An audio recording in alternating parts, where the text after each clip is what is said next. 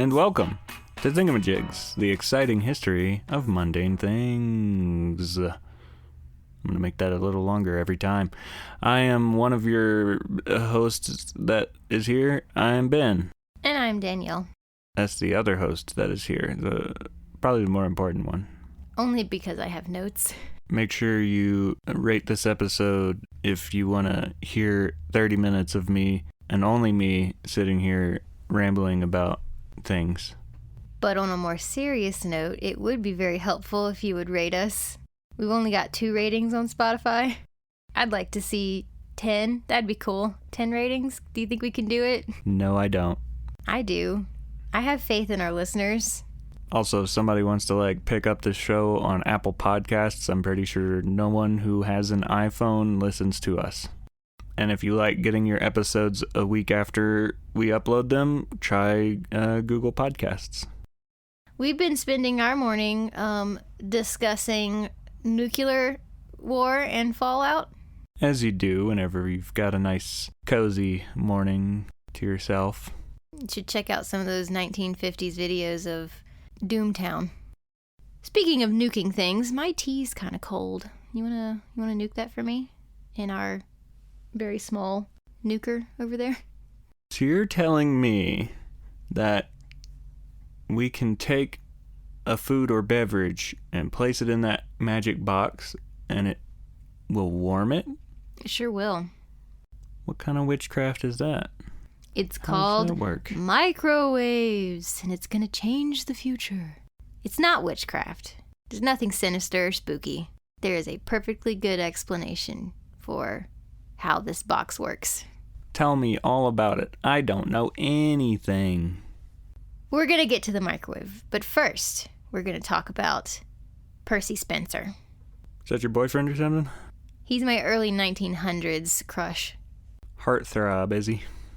I actually don't know what he looks like. I don't know if he's cute. Is he cute?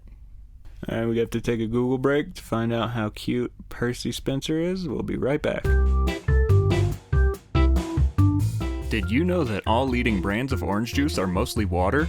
Oranges are 86% water. Why pay for water when all you want is orange? Introducing MaximaOrange, the first orange juice that is 100% orange. We take organic oranges with loads of GMO, dehydrate the out of them until it's a solid block of orange, and then stuff it in a bottle, peel and all. MaximaOrange. Don't settle for 14%. And we're back. Tell us what you found out. He's a pretty dapper man. Pretty fine when he was young. Looked a little scared when he got older. So, here is the story of Percy Spencer. Born in 1894. When he was 18 months old, his father died. This will be the first of many deaths in his life. His mother was obviously unable to take care of him and his brother, John, so she sent them away. I'm not sure where the brother went, but I know that Percy went to live with his aunt.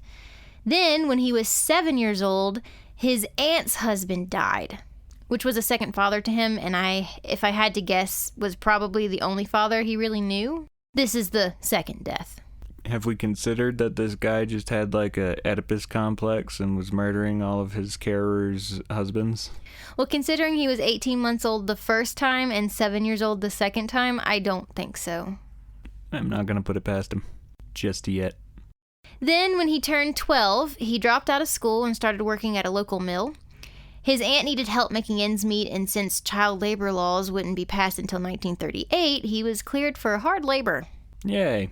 He worked in that mill until he was 16, and he heard about a paper mill that was soon to be using electricity, and being that this was a new exciting thing, he definitely wanted in on that. He was hired on at the mill as an electrician despite not having any formal education. I mean, he dropped out, remember? He was excellent at teaching himself anything he wanted to learn, though. As a homeschooler, I connect with this so much, having to teach yourself things. It's really hard, but having a desire to learn things and studying things that you're actually interested in does help. Can confirm. Then in 1912, at the age of 18, he joined the Navy because he was interested in wireless communication, especially after hearing about the communicators on board the Titanic when it sank. He believed that that tragedy could have been avoided with better communications. He then satiated himself with all of the textbooks, scientific magazines, and journals he could get his hands on. He taught himself trigonometry, calculus, chemistry, and physics, among other subjects. He would study at night while he was on watch. Not really sure how the military felt about that, but we needed a microwave, so let the man study. Then he was discharged from the Navy after 2 years because of a chronic ear disease. Relatively soon after leaving the Navy, he started a job with his brother at the Wireless Specialty Apparatus Company in Boston as a radio electrician. That's fun, they got to work together. He then settled down, got married, had 3 kids, and his wife died in 1956. This is the third death. My theory, of course, is that she didn't live up to standards set by his mother and aunt who he tried to marry.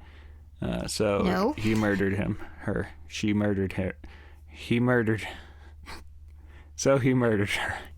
Let's not defile his good name by accusing him of murder. I'm pretty sure he just had bad luck and deaths come in 3, apparently.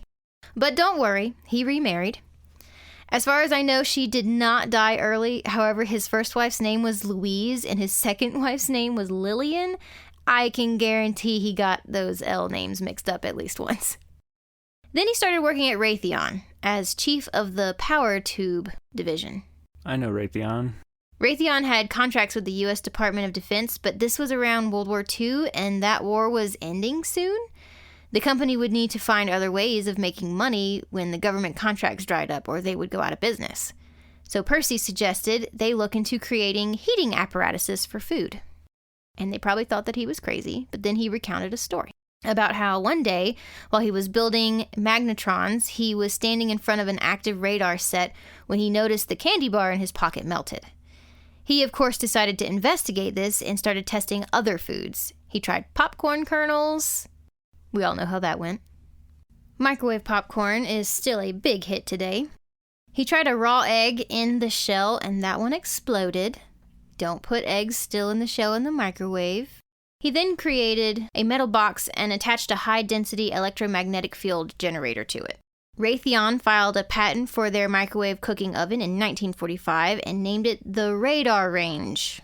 It's kind of a cool name. Yeah, very catchy. I like it. People cooked on a range. They stuck a radar in a box. A radar range. Mm-hmm. I like it. Very intuitive. In 1947, the first commercially produced microwave oven was about 6 feet tall and 750 pounds, and it cost about $5,000, which in today's money is $68,839. So you could buy a GMC Denali pickup truck or a microwave to pull with it because you can't move it any other way. Yeah, they had to get it into their stores somehow, huh? 6 feet tall. That's as tall as you. It's basically a refrigerator, but it did the opposite thing. By 1967, the first relatively affordable and reasonably sized microwave was about $495, which in today's money is still over $6,000, but at least normal rich people could afford it. And when I say reasonably sized, we're talking like it could go on a countertop. I believe you could buy it in installments as well, which made it easier for middle-class people to have one.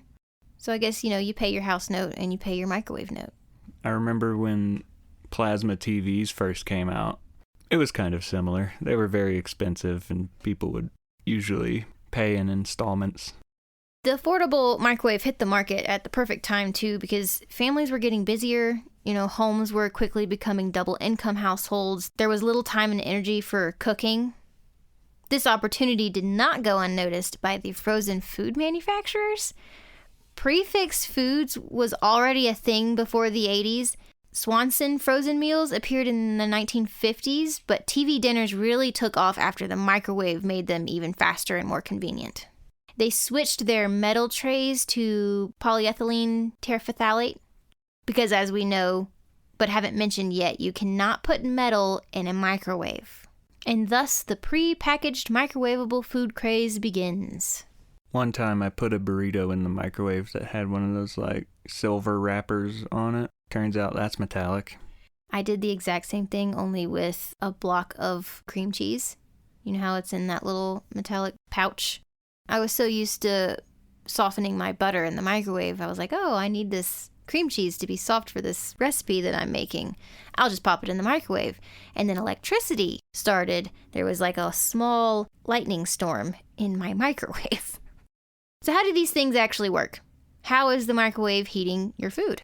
Microwaves are a form of low-energy electromagnetic radiation. They don't have enough energy to break chemical bonds, but they do have the ability to interact with molecules that have positive and negative charges. Water molecules get especially excited in the presence of microwaves. This is very important. The microwaves bounce off the walls of the oven and vibrate those molecules like crazy, and that is where the heat comes from.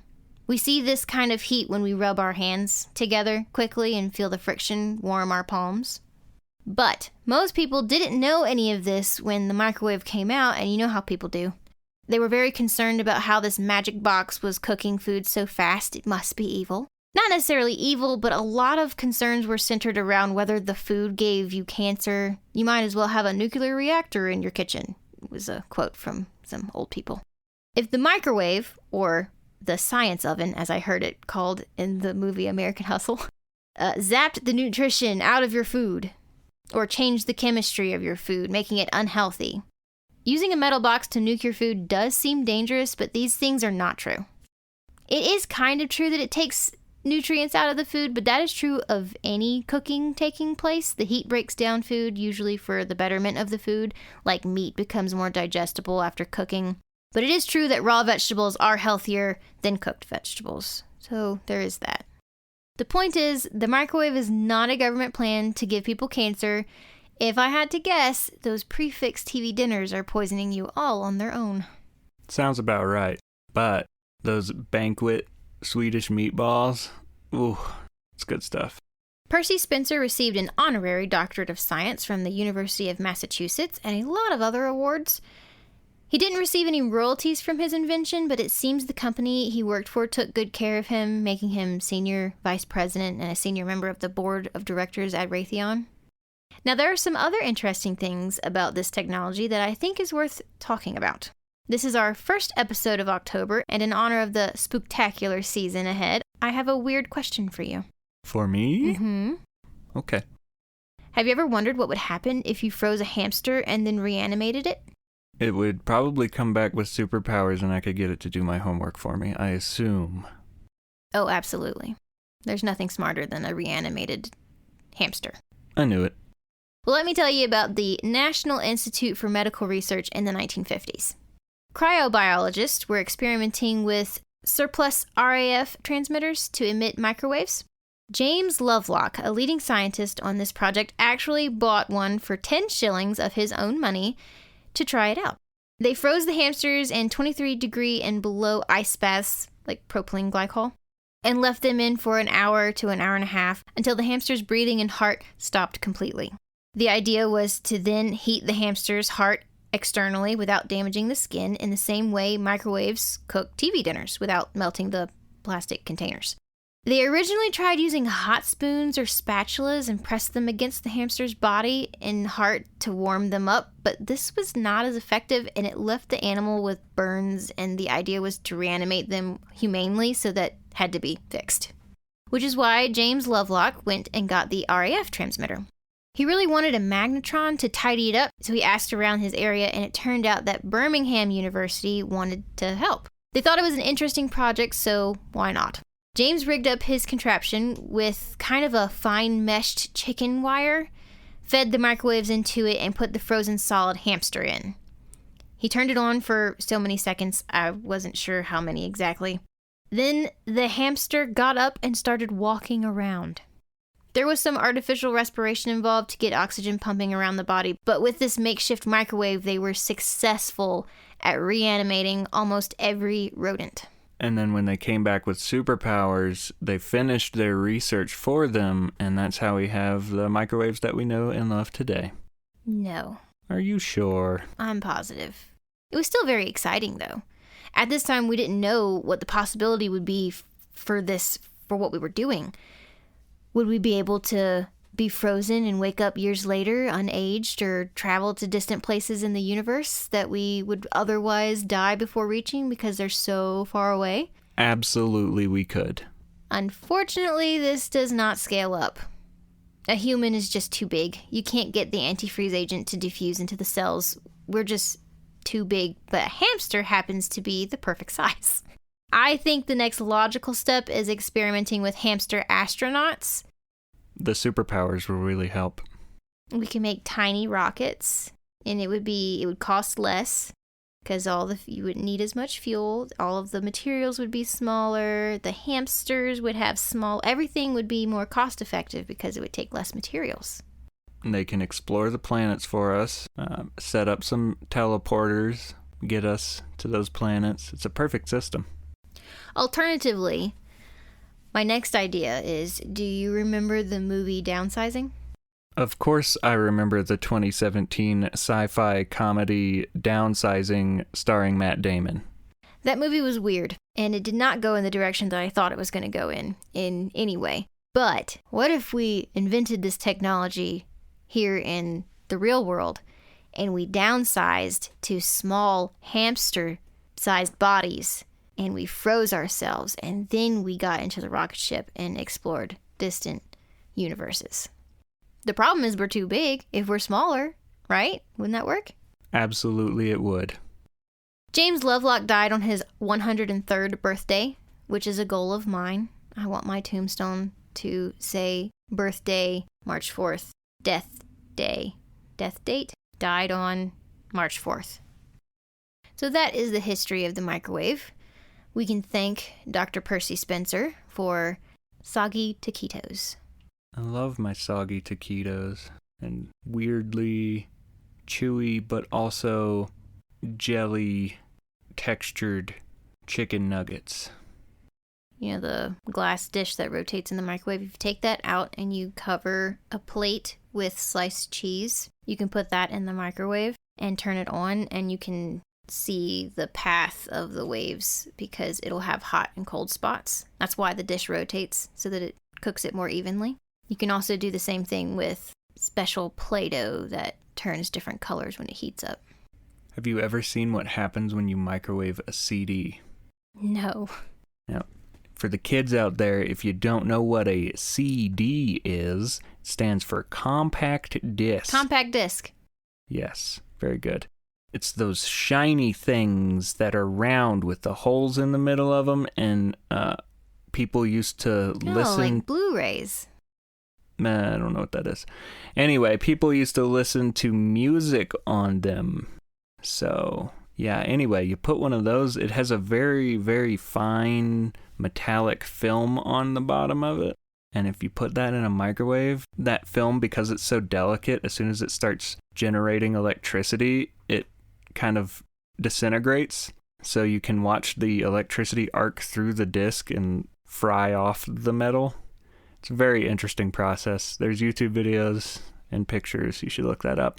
And maybe even with parental supervision and a microwave that you don't mind destroying and proper safety precautions. You could try that out as a science experiment. No. We do not endorse trying it out as a scientific experiment.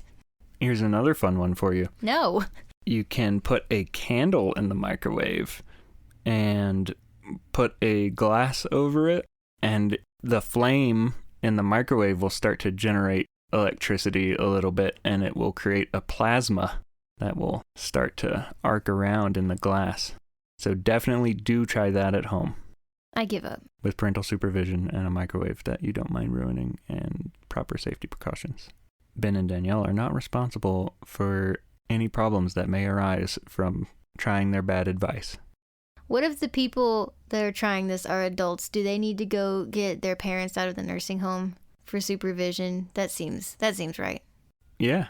It's like on Disney Channel. They say, ask your parents' permission before going to clubpenguin.com. They don't say how old you have to be to ask your parents' permission. I guess if you're middle-aged and your parents have died, then you just can't try it. Correct. Unless you have someone who is qualified to operate a seance, you are not allowed to visit clubpenguin.com. So I think that about wraps up everything. Do you have any public service announcements? If you own one of those really cool mugs, those really cool thermochromic mugs, don't put those in the microwave. It's not going to ruin it immediately, but if you continually put it in the microwave, it's not going to be good. And a thermochromic mug is the kind of mug where when you put hot stuff in it, it like changes colors or shows a picture or whatever. Mm-hmm. For the uninitiated. They're very cool, unless they're very hot. The hotter they get, the cooler they are. Pew-pew. Well, thanks for listening to this episode of Thingamajigs and another exciting history of, I guess, a mundane thing. I think they're pretty cool. Don't forget to grab a goose and excite your molecules. Thank you for listening. Nah, go! Forgive me by you.